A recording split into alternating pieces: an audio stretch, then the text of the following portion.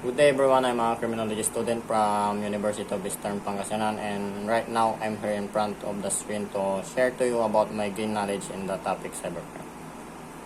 First, I learned about the common types of cybercrime like phishing, identity theft, online scam, and cyberbullying.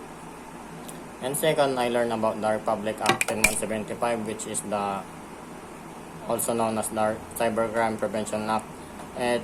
And it showed me that there are laws especially made to protect us online, and napansin ko rin na most common type of victim that fall in the cybercrime is lack of knowledge, which is kulang sila ng kaalaman kaya nangyayari yon. And napansin ko rin na hindi na lang nangyayari sa streets ang mga crime, which is meron na rin siya through online like cybercrime, yung mga defamation like that, yung mga false accusation.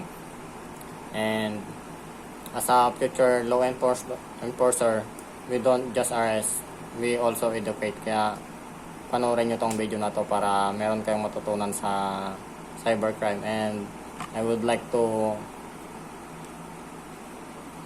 promote my sponsor like Cobra Energy Drink. Minom kayo araw-araw para may lakas.